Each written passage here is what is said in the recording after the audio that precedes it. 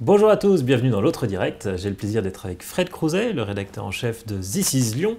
Alors This is Lyon, c'est votre bébé, vous êtes le cofondateur de ce média en ligne en anglais sur Lyon, comme son nom l'indique.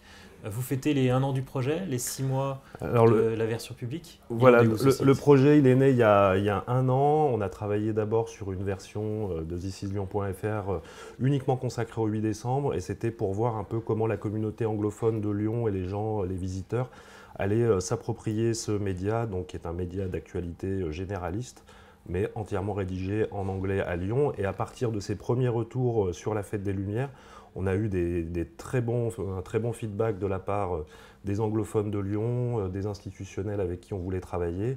Et donc on a retravaillé sur une nouvelle version qui a été mise en ligne en avril-mai de cette année, donc là depuis à peu près 6 mois.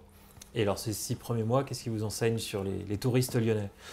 Déjà, on voit qu'il y a un véritable intérêt pour Lyon, parce qu'aujourd'hui, notre site, qui en est à ses débuts, il y a à peu près 15 000 visites uniques par mois, entre environ 6 000 utilisateurs, et une grande moitié de ces utilisateurs se connectent depuis les États-Unis et l'Angleterre. Donc il y a un véritable intérêt pour Lyon au niveau et européen et international.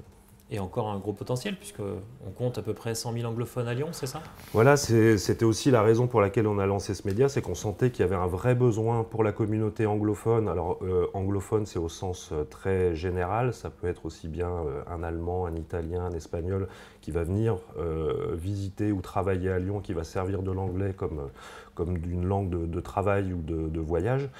Et cette communauté-là, aujourd'hui, il n'y a pas grand-chose qui est fait pour elle, pour l'informer de ce qui se passe à Lyon, du calendrier des événements, sur les grandes choses, enfin les grands monuments touristiques à faire, et notamment au niveau actualité, ils ont besoin de savoir un peu ce qui se passe dans leur ville, quoi, parce que c'est des infos qu'on ne trouve pas ailleurs. Par exemple, on avait fait des articles sur l'élection du nouveau maire de Lyon, du nouveau président de la métropole, et on s'est aperçu que c'est un article qui avait suscité beaucoup d'intérêt de la part des lecteurs en se disant oui, c'est des informations dont j'ai besoin de savoir un peu qui dirige la ville, qui dirige ma ville dans laquelle je vis et je travaille. Alors, vous êtes journaliste lyonnais connu à Lyon depuis 20 ans. Vous aviez commencé à Lyon Capitale d'ailleurs, puis ensuite à 20 minutes, puis aussi on vous a vu à l'Express, on vous a vu dans beaucoup de titres, beaucoup de magazines aussi de la région lyonnaise. Qu'est-ce que ça change aujourd'hui d'écrire en anglais? Alors moi, malheureusement, j'écris pas vraiment en anglais, mais j'écris en français, on fait traduire, on a des rédacteurs anglophones, anglais, qui travaillent avec nous. Mais moi, ce que j'ai remarqué surtout en tant que journaliste depuis 20 ans, c'est l'évolution de cette ville en matière touristique. Il y a 20 ans, personne n'aurait misé une cacahuète sur le tourisme à Lyon, hormis peut-être le tourisme un peu d'affaires. Et là, depuis 10 ans, c'est vraiment l'explosion. Quand on se baladait avant à Saint-Jean, où on entendait un petit peu parler toutes les langues, là aujourd'hui c'est en presqu'île, c'est à la Croix-Rousse, c'est dans le 6e. Il y a vraiment. Les gens viennent visiter la ville ou viennent s'installer à Lyon. Et nous, on en a rencontré beaucoup.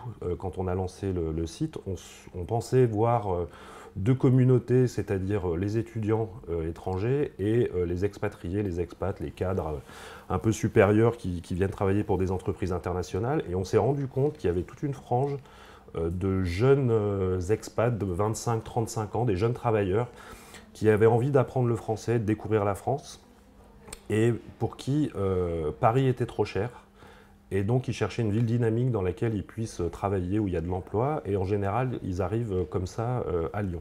Donc c'est des gens qu'on n'avait pas du tout identifiés, ils viennent s'installer à Lyon pour 1 an ou 2, et pour vraiment travailler, et je pense que le dynamisme économique et touristique de Lyon, il y a une véritable attractivité, donc là on est en train de nous on le sent vraiment tous les jours.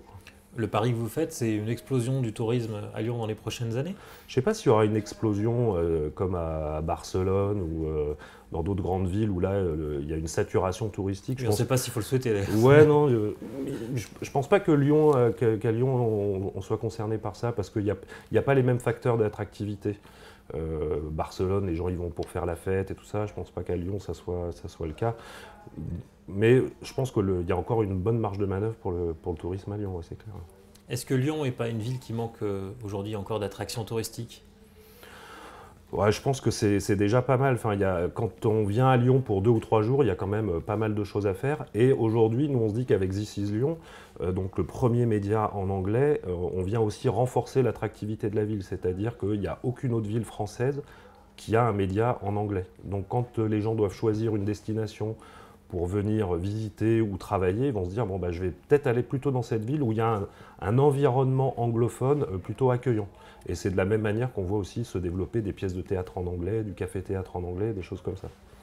Alors nous arrivons, nous arrivons bientôt au 8 décembre, qui est quand même le grand événement touristique de l'année.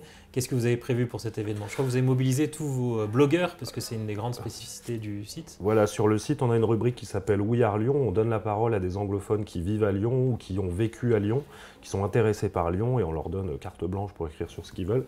Et donc là, on leur a demandé exceptionnellement de bien vouloir raconter un petit peu, eux, comment ils voient la Fête des Lumières. Donc on a eu pour l'instant, il y en a en ce moment 2 qui sont en ligne, notamment une américaine qui a raconté comment elle était un petit peu flippée l'année dernière parce qu'il y avait le premier périmètre de sécurité après les attentats. Donc elle a voulu aller à Fourvière, il y avait trop de monde, elle s'est rabattue sur Saint-Jean. Mais voilà, elle a vécu une expérience et c'était quelque chose qu'elle attendait avec impatience parce qu'elle était arrivée à Lyon en septembre et on lui a dit il y a un truc qu'il ne faut pas rater à Lyon, c'est quand même la Fête des Lumières. Donc voilà, donc là on prépare pour les prochaines semaines une édition spéciale Fête des Lumières. Fred Crozet, merci. C'était à découvrir sur le site thisisLyon.fr. .fr. Et puis moi, je vous souhaite à bientôt pour une autre émission de l'Autre Direct.